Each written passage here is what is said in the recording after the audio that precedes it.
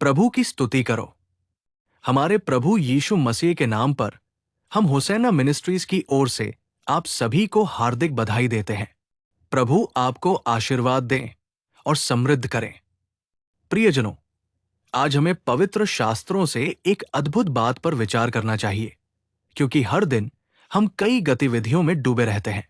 कुछ हम पूरा करते हैं और कुछ हम नहीं करते। दिन भर अपने विचारों को उन पर केंद्रित रखते हुए उनमें लगे रहते हैं। दूसरे शब्दों में कहें तो जब हम रात को सोने जाते हैं तब भी वही गतिविधियां हमारे दिमाग में चलती रहती है, चाहे वे कुछ भी हों।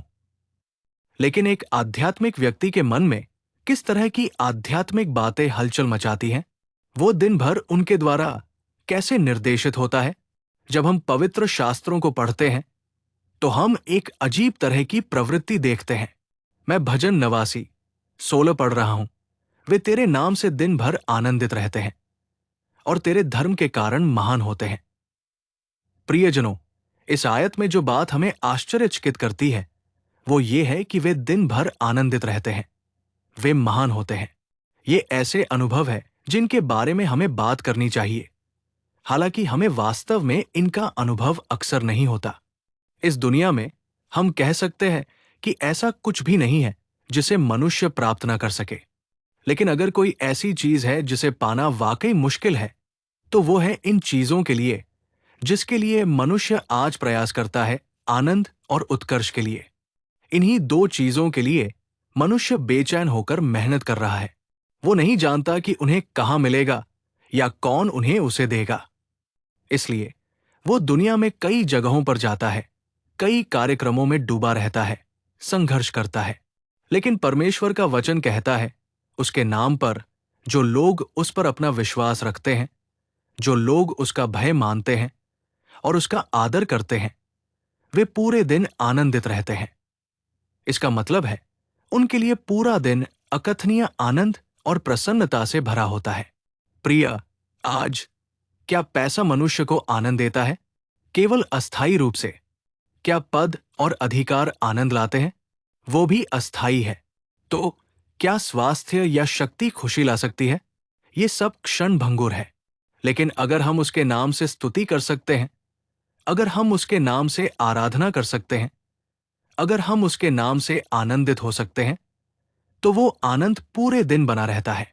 सिर्फ उस दिन नहीं, जितने दिन हम इस दुनिया में रहेंगे, जितने साल हम इस दुनिया में रहेंगे, हमारे सारे दिन आनंद, खुशी, आनंद और खुशी में बीतेंगे। यही हमें इस श्लोक से समझना चाहिए।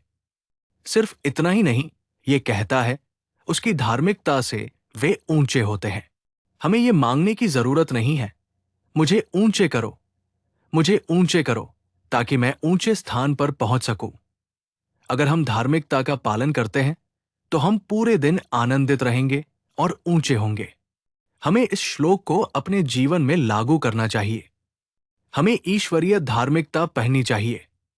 हमें ईश्वरीय धार्मिकता का पालन करना चाहिए। हमें यह समझना चाहिए कि वो धार्मिकता क्या है, वो किस तरह की है, और उसे अपने दिलों में संजोना चाहिए। हमें ऐसे लोग बनना चाहिए जो धार्मिकता से व्यवहार करें और आगे बढ़े। ईश्वर के प्यारे बच्चों, हम पैसे से खुशी नहीं खरीद सकते, लेकिन ईश्वर हमें ये देता है। हमें प्रार्थना में इसकी तलाश करनी चाहिए। हमें हर दिन उस खुशी के साथ खत्म करना चाहिए। कुछ लोग, आप देखते हैं, मेहनत करते हैं और संघर्ष करते हैं, लेकिन अंत में दुख, दर्द और शोक में मृत्यु के बिस्तर पर पहुंच जाते हैं। ये एक दुखद बात है। उन्होंने जो कमाया वो वे खा भी नहीं पाते। एक अनजाना दुख, एक दर्द, एक चीख। जब वे कल जागते हैं तो विचार होता है, मुझे क्या करना चाहिए? मुझे कहाँ जाना चाहिए? मुझे किसके पास जाना चाहिए? मुझे किसके चरणों में गिरकर विनती करनी चाहिए? ये विचार है। प्रिय, आइए हम सारा दिन आनंदित रहें। आइए हम दिन का अंत आनंद के साथ करें। आइए हम खुशी के साथ खत्म करें। भोर में दया प्राप्त करते हुए आइए हम फिर से आनंद के साथ परमेश्वर की उपस्थिति में खड़े हों। एक और शब्द, मैं आपको भजन 86:3 दिखाऊंगा। हे प्रभु, मुझ पर दया करो, क्योंकि मैं दिन भर तुझे पुकारता रहता हूं। ये दूसरा अनुभव है, दिन भर उसे पुकारना। पुकारना प्रार्थना करना है।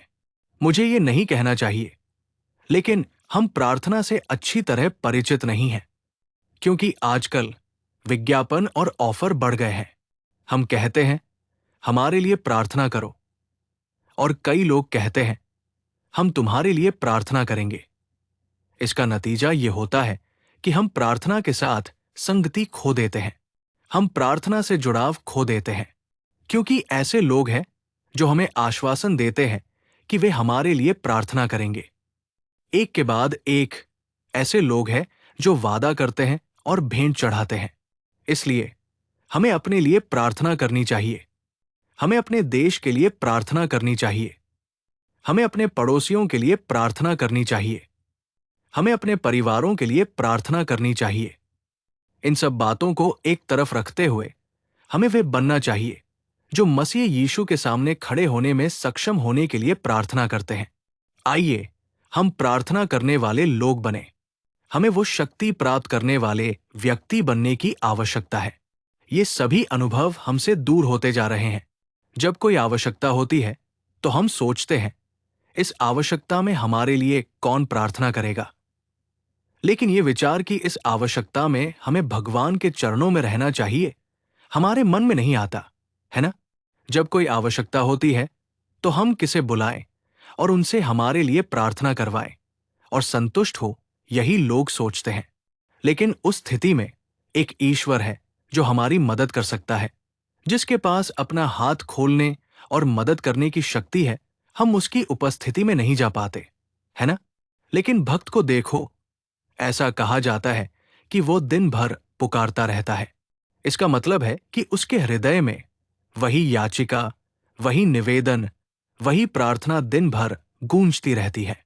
इसलिए जब कोई कहता है, मैं सारा दिन प्रार्थना कर रहा हूं, तो मासूमियत से मत पूछो, क्या इसका मतलब है कि वो सुबह से शाम तक प्रार्थना में रहता है? चाहे वो कितने भी काम करे, कितने भी काम हाथ में ले, उसका हृदय अभी भी प्रभु से विनती कर रहा है, प्रार्थना कर रहा है। ये अनुभव केवल वही जानता है जिसने इसे अनुभव किया है। मेरे प्यारे भाइयों और बहनों, आज हमें खुद से सवाल करना चाहिए, क्या हम इस तरह से प्रार्थना करने में सक्षम हैं? इस श्लोक से मैं आपसे विनती करता हूं कि हमें वे होना चाहिए जिन्होंने उस तरह की प्रार्थना में आशीर्वाद, उस प्रार्थना में आध्यात्मिक मूल्य, प्रार्थना के माध्यम से ईश्वर के साथ उस संगति में आनंद और शांति का स्वाद चखा है। एक और वचन उसी भजन संहिता की पुस्तक में, मैं भजन 71:24 पढ़ रहा हूं। जो मुझे नुकसान पहुंचाना चाहते थे वे लज्जित हैं, वे अपमानित हैं। मेरी जीभ दिन भर आपकी धार्मिकता का बखान करेगी। ईश्वर की स्तुति हो। प्रिय, क्या ही अनमोल वचन है। दिन भर उसकी जीभ उसकी धार्मिकता की घोषणा कर रही है। इसका मतलब है कि वो उसकी स्तुति कर रहा है, उसकी महिमा कर रहा है। क्यों? क्योंकि ईश्वर ने उन लोगों को हटा दिया है जो नुकसान पहुंचाना चाहते थे। उन्हें लज्जित किया है, वे अपमानित थे। ईश्वर ने उसे एक बड़ी जीत दी, उसे बहुत आशीर्वाद दिया। परमेश्वर, जिसके पास पीछे से ये कहकर नेतृत्व करने की शक्ति है कि मैं तुम्हारे साथ हूं, उसने शत्रुओं को परास्त किया है और उनके सामने उसे शानदार विजय दिलाई है। परिणाम स्वरूप उसकी जीभ दिन भर परमेश्वर की धार्मिकता की घोषणा कर रही है। प्रियजनों, क्या हमारे पास इतना आभार है? उसके द्वारा किए गए अच्छे कार्यों के लिए उसकी महिमा करना, उसके द्वारा किए गए अच्छे कार्यों को याद करना और उसकी प्रशंसा करना। वो कौन है? वो क्या करता है? वो क्या करने जा रहा है? उसमें महानता क्या है? उसमें शक्ति क्या है? उसमें पराक्रम क्या है? क्या हमने कभी उसकी इस तरह से स्तुति और आराधना का अनुभव किया है? क्या हमारे पास ऐसे अनुभवों का एक अंश भी है? हम अनुभव करते हैं, फिर भूल जाते हैं। परमेश्वर महान कार्य करता है, हम उन महान कार्यों का अनुभव करते हैं।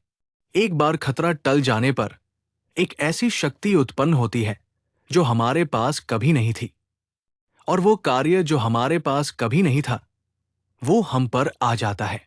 लेकिन उसके द्वारा किए गए अच्छे कार्यों को याद करना और धन्यवाद कहना, कृतज्ञ लोगों की तरह जीना, उसकी महिमा करना, ये कुछ ऐसा है जो आज बहुतों में नहीं देखा जाता है। जब वे मुसीबत में होते हैं तो वे ऐसे बात करते हैं जैसे कि ये जीवन या मृत्यु है। लेकिन उद्धार के बाद क्या ये भी कोई महान कार्य है? वे कहते हैं, कृतघ्न का हृदय अंधकारमय हो जाता है। वचन कहता है, चाहे कितना भी अच्छा किया जाए, कुछ लोगों में कृतज्ञता नहीं होती। लेकिन पूरे दिन कृतज्ञता के साथ उसकी धार्मिकता की घोषणा करना, प्रिय, ये ऐसी चीजें नहीं हैं जिनके बारे में हम सिर्फ बात करते हैं। लेकिन जो वास्तव में अनुभव करता है, उसके हृदय में जो अनुभव होता है वो शब्दों से परे है। उसकी इस तरह से स्तुति करने की कोशिश करो, उसकी इस तरह से पूजा करने की कोशिश करो, उसकी इस तरह से महिमा करने की कोशिश करो। तब तुम स्वाद और अनुभव करोगे कि वो स्वाद क्या है, वो आनंद क्या है। अंत में मैं आपको एक और वचन याद दिलाऊंगा, भजन संहिता 25:5, मुझे अपने सत्य में ले चलो और मुझे सिखाओ, क्योंकि तुम मेरे उद्धार के परमेश्वर हो। मैं दिन भर तुम्हारी बाट जोहता हूं। परमेश्वर की स्तुति हो, क्या ही अनमोल अनुभव है। मैं दिन भर तुम्हारी बाट जोहता हूं। क्यों? उसे देखने के लिए, उसे देखने के लिए, प्रियजनों, उसका चेहरा देखने के लिए, भगवान के उस दुर्लभ दर्शन से संतुष्ट होने के लिए वो पूरे दिन उसका इंतजार करता है। त्योहारों के दौरान भगवान हमारे मन में आते हैं। रविवार को भगवान हमारे मन में आते हैं। भगवान की स्तुति करने के लिए हमें कोई अवसर चाहिए। हमें प्रार्थना करने के लिए हमें कोई कठिनाई या हानि होनी चाहिए, तभी हम उनके पास जाते हैं, उनकी उपस्थिति में जाते हैं और उनके सामने घुटने टेकते हैं। लेकिन भक्त कहता है, मैं पूरे दिन आपकी प्रतीक्षा करता हूं। भगवान के मेरे प्यारे बच्चों, हमें भगवान के चेहरे की प्रतीक्षा करनी चाहिए। हमें उस चेहरे के माध्यम से आनंदित होना चाहिए। लोग आज हमारे साथ हो सकते हैं और कल चले जाएंगे। इस दुनिया में कोई भी चीज हमारे साथ थोड़े समय के लिए ही होती है, लेकिन भगवान हमेशा हमारे साथ है। वे हमेशा हमारे साथ हैं। वे हमारे साथ चलते हैं। वे हमारे साथ खड़े हैं। वे हमें विचार देते हैं। वे हमें दृष्टि देते हैं। वे हमें उस मार्ग पर ले जाते हैं जिसे हम नहीं जानते और हमें आगे ले जाते हैं। तो फिर हम उनका इंतजार क्यों नहीं कर पाते? हम उनके द्वारा किए जाने वाले कार्यों का इंतजार क्यों नहीं कर पाते? इसलिए ऐसे अनुभवों से हम पूरे दिन आध्यात्मिक रूप से मजबूत होते रहें। प्रभु हम सभी को ऐसी कृपा प्रदान करें। आइए हम अपना सिर झुकाएं और एक छोटी सी प्रार्थना करें। हे प्रभु, कृपा और सत्य से परिपूर्ण जीवन के प्रभु, हम आपके सामने सिर झुकाते हैं। पूरे दिन हम इस बात पर ध्यान लगाते रहे हैं कि हमें किस तरह के अनुभव होने चाहिए। हमें उसी के अनुसार ढालें और बदलें। हे प्रभु, हमें आध्यात्मिक विकास प्रदान करें और हमें ऐसे लोग बनने में मदद करें जो आपके साथ घनिष्ठ रूप से जुड़े हुए हैं और बहुत सारे फल लाते हैं। हम में से प्रत्येक को आपके हाथों में सौंपते हैं और यीशु के नाम में प्रार्थना और विनती करते हैं, पिता। आमीन। आमीन। प्रभु आपको आशीर्वाद दें और समृद्ध करें। मेरा ईश्वर आपको इस पूरे दिन विशेष कृपा प्रदान करे। अगर कोई जन्मदिन मना रहा है तो मैं ईमानदारी से चाहता हूं और प्रार्थना करता हूं कि मेरे ईश्वर की उपस्थिति हमेशा आपके साथ रहे और आप ऐसे कई जन्मदिन मनाएं। इसी तरह अगर कोई परीक्षा और आंसू में है तो मेरा ईश्वर दया करे और आपके आंसू पोंछ दे। आमीन। हर दिन आपका दैनिक जीवन। इस तरह के और आध्यात्मिक संदेशों और दैनिक वचन संदेशों के लिए कृपया हमारे YouTube चैनल को सब्सक्राइब करें।